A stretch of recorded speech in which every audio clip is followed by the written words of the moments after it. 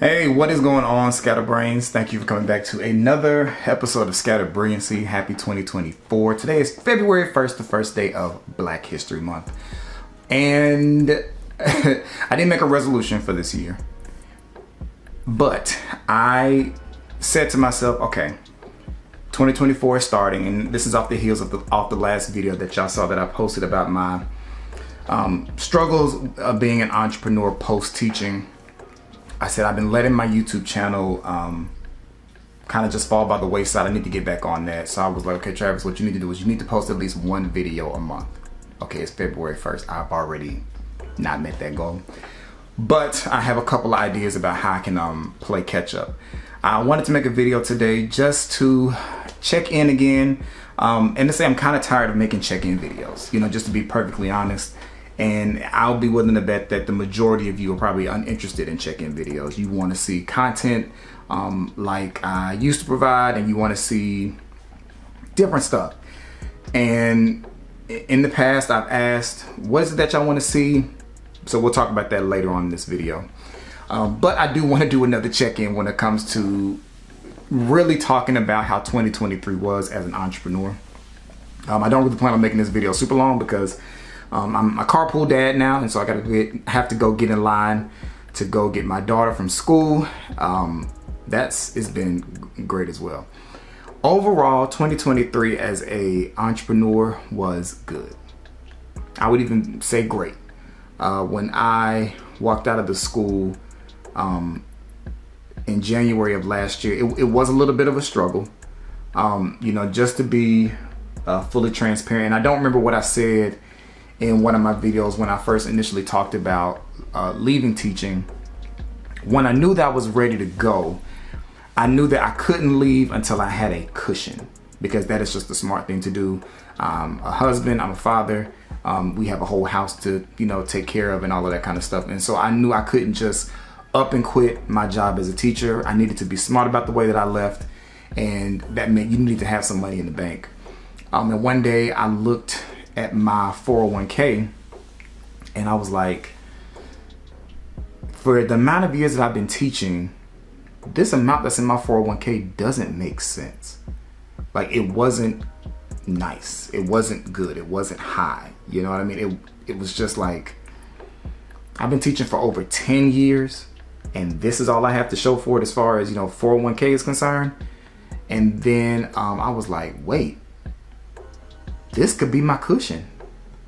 I can just drain this and let this be my cushion and go ahead and leave education. And so that's what I did.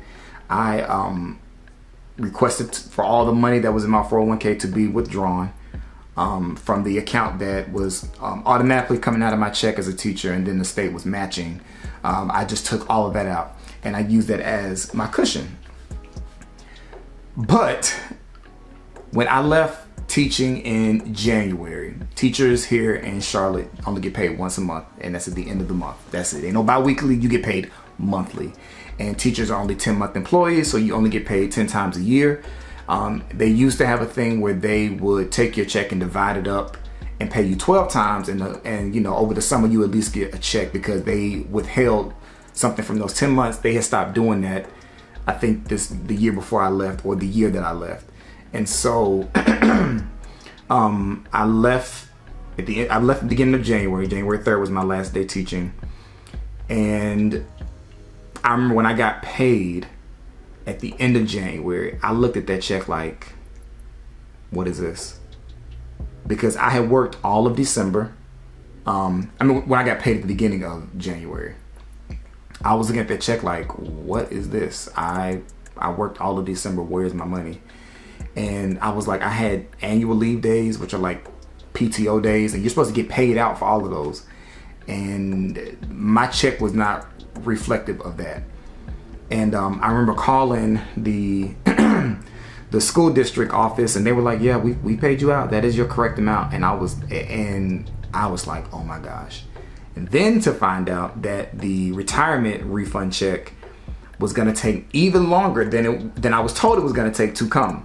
When I first planned on leaving, I dotted all my I's and crossed all my T's, and I had my schedule set up saying, okay, I resigned this day, so I should be getting this check, this check, this check. I asked for my 401k to be closed down on this date, which means according to them, I should have my check between this date and this date. And just to find out that none of what I was told was true. And I may have said this in the video, I couldn't remember, it's been so long I posted it. But the beginning of 2023 was the roughest time. The beginning and the end, honestly, was the roughest time. The beginning because money was just not where I wanted it to be. I didn't have what I thought I was gonna have. The checks that I thought I was gonna have, I didn't have. So that part of the year wasn't all that great. But then I finally got my check from the state, and I was like, okay, perfect, got that. And then I did get another check from the school district where they paid me out for my days they said they already paid me out for. And it was a very nice check, and it came so unexpectedly. I remember I checked my account one day, and I was like, where all this money come from? And I called and they said, oh yeah, we just paid you out for all your days. And I was like, well, y'all told me y'all had already, I mean, my wife was like, Travis, just take the money and hang up. But 2023 was great. I am a freelance illustrator, which means I do not have a consistent line of work. I work from client to client, just being perfectly honest. It's been so fulfilling though. It's been amazing, but it's not consistent, and that's the part that's the hardest. Having the year to work as an entrepreneur kind of taught me like which parts of the year are going to be busier versus the times of the year is going to be real slow. And so I've learned October, even to right now, to February, those are the slow months. October leading up to December, people are saving up for the holidays. And then February, March, January, February, March, people waiting on their tax return. So I have to do better at budgeting my money if I'm going to continue doing this, because just to be perfectly honest with y'all, I don't know how much longer I can sustain being a full-time illustrator. It's just, I'm going through the rough months right now, and I've had plenty of meetings with people talking about they want to do books. For some people, my quotes are too high, which I understand. I'm not reducing my quotes just to, get a client, because then I'm sacrificing time for barely any money. So it's a struggle right now. As I am presently speaking, I am contemplating life choices. Trying to figure out, like, Travis, is this something that you really can continue to do? Now, who knows, tax return time may hit, and then everybody will come at the same time, and then I have a large influx of money and all of that kind of stuff. I don't know. I really don't know. I had an old administrator that I used to work under offer me a job to come back teaching part-time next school year, and I'm considering it because it's part-time and it's not full-time, and it's either I go for maybe like a couple of hours every day, or I go for only 2 to 3 days a week for the full day. That will still be a good schedule for me, because then it will allow me those other days or that other time to still work on my stuff. So, I am heavily considering maybe I have to go back to teaching, just because this is not what I wanted it to be. I wanted to make this video just to kind of tell you about all the great things that have happened, but I'm also realizing I don't have a lot of time until I got to leave, and there's a lot of stuff I want to talk about. So let me just hit on some of the high points. Maybe. At the end of 22, a company reached out to me about working for them artistically, creating some stuff for them. And I was open to the idea, but once we really got into the talks of it, I realized it wasn't going to work, because just their terms were not going to work for where I was trying to go just as an entrepreneur, for example. And I may have already said this in another video, I don't know. For example, one of their contractual terms was that when I'm working for them, I can't work for any of their competitors. My own personal company is a competitor of theirs. My wife's company is a competitor of theirs. I have been drawing my wife's products. For those who don't know, who've been living under a rock as far as the scatterbrains are concerned, I'm an artist, I'm an illustrator. I draw pictures for children's books, and I've also designed my own line of Christmas wrapping paper, Christmas gift bags. It's a couple of things.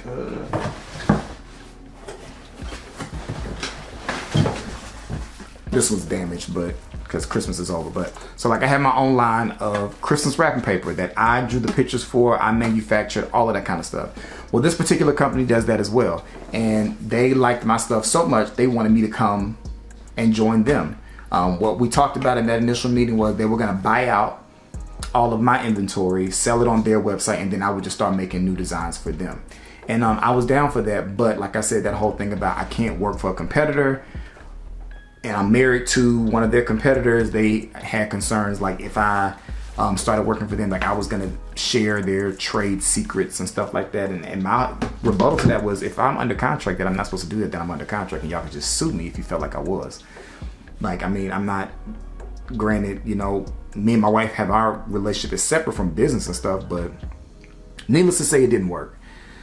Then in May of 23, they came back and wanted to work with me again. And they were like, hey, we have another project coming up that we want to work with you on. Are you open? Are you available? Can you help us? And I was like, yeah, but the contract has to be right. And they tried it again as far as like sending me another contract that said I couldn't work for my own company. Like literally in the paperwork, it had the Civ Art Gallery, which is the name of my company, in the paperwork as a competitor. And the verbiage was like, you can't work for a competitor for the time that you're working for us, plus 6 months after the project is finished. And this was in May when they were contacting me, and the project was only going to take like 2 weeks. But 6 months from May was putting me in November, and I started getting Christmas wrapping paper sales in October. And so I said, well, I can't do this because I start getting wrapping paper sales in October. They said, was there anybody else that can fulfill your stuff? And I was like, no. Needless to say, they took my company out of the list of companies. So that was handled. And I did some designs for them. I drew some stuff up. They told me what they needed. I drew it, turned it in. And as I've said on Facebook, for those of you who might have saw that video, I just didn't feel good about the stuff I turned in. I didn't feel good about the feedback. It was very in the middle. There were some things that they liked. There were some things that they didn't like. And I just didn't have a good feeling when I left that situation. So while on one hand, I was really happy that another company valued my talent, valued my rate because they paid me my rate, I didn't feel like they actually liked what I did because of the feedback that I had gotten from their head art person. So that was in May. That was one of the good things initially that happened in 23. And then I had the opportunity to pitch my stuff to Walmart. That was so cool. I joined a website called Range Me, and they had put out something that Walmart was having an open call for American-made products. And, you know, they were looking for new products that were being made in America. And I submitted my wrapping paper to be presented as a potential new product for Walmart to sell. And they accepted all 3 of my designs for me to come to the actual event. And so they said it was about 15,000 plus people that applied to come to the open call, and only 1,500 actually were accepted. And I was one of 1,500 that was accepted, and I chose to do mine virtually. You had the choice of pitching in person in Arkansas or virtually, and I chose virtually just because it was easier. And that was okay. The event usually takes place in June, but last year it took place in October. And I got to pitch to a merchant at Walmart who purchases holiday gift wrap, who is kind of over everything you see in Walmart at Christmas time. She's over all of that, and that's what I got to pitch to. And the pitch itself went great, but she told me that she felt like some of my stuff was a little too similar to another company that is currently in Walmart. I disagree. I feel like we make stuff with black people on it, but I feel like my stuff looks a lot different than theirs, and I'll just leave it at that. But the other thing was, she also said, October, we've already purchased our 2023 line of Christmas products. So I couldn't like really secure a deal because the timeline had passed. Had the open call been when it normally was in June, I think more than likely I would have had a deal and I would have been in Walmart stores this past Christmas. But that's not how it happened. But the good thing was, they put me on Walmart's website. They got me set up there. They put me with a team of people to try to push my stuff on e-commerce, because that's all they could do at this point, because 23 was already paid for. But she did say, hey, we're going to touch back for 24. So y'all just, keep your boy in your prayers. There's a good chance, it's probably going to be late winter, early spring when I reach back out.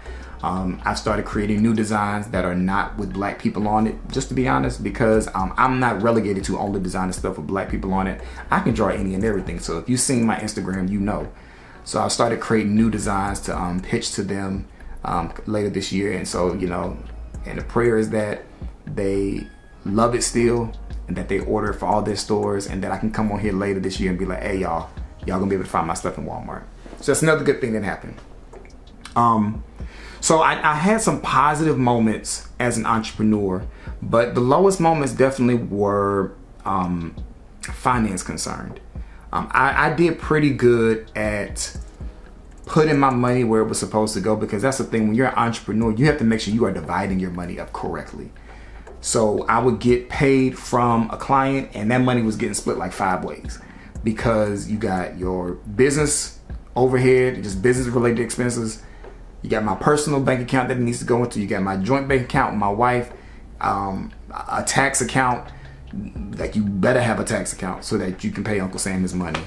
And I did really good, splitting that stuff up. But when these moments in the end of the year and the beginning of the year came, I was like, man, I really should have put a little more into my savings than I did. That way I wouldn't feel so like, because right now I'm definitely feeling like, so yeah, the year overall, it was cool. But this year, I have good news. The company that I was telling y'all about earlier, they ended up using my designs. I'm under an NDA, so I can only say so much. But we are in a time of year now where new products have come out in a particular store.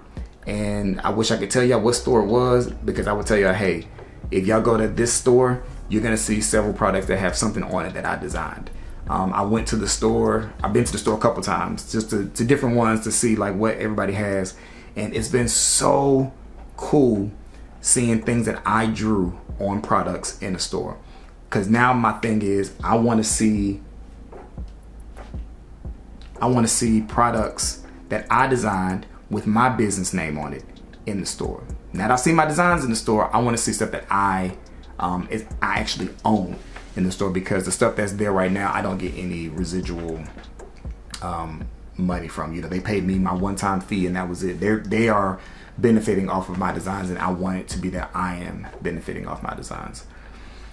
So that is really like a very, very condensed version of how life after teaching has gone. It's been difficult, but it's only been difficult because of money. Stress-wise, happiness-wise, has been amazing. So not stressed, been so happy, been so free, been so light. Money is the only thing right now that's got me like, ugh. So I've been trying to like pick up other things. I'm on Skillshare now as a teacher. So if you've ever been interested in learning about how I draw my pictures and illustrations and stuff, make sure you join my Skillshare class. I'll put that link down in the description. You can get your first month free. I just filmed a lesson earlier today, so I'm editing that right now, and then I'm going to edit this. So I'm just trying to start 2024 off right with content, which brings me to my request again.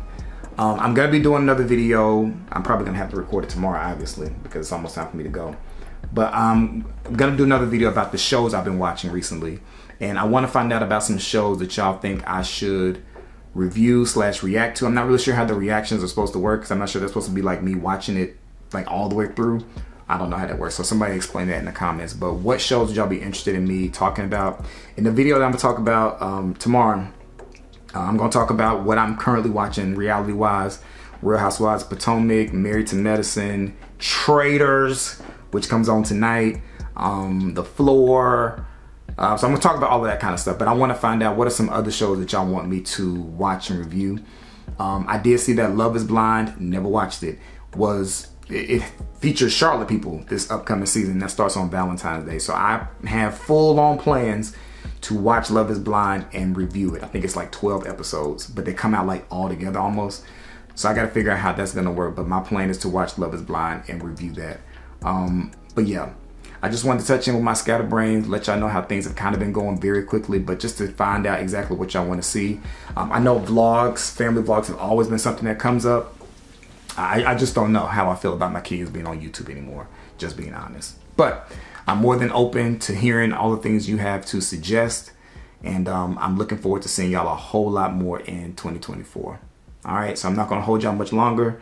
I'm going to go drink some water because I've been doing a lot of talking, doing filming today. And thank y'all so much for watching. Make sure you rate, comment, subscribe, hit the bell notification so you don't miss any of my videos. And I'll be talking to y'all really, really soon. Peace.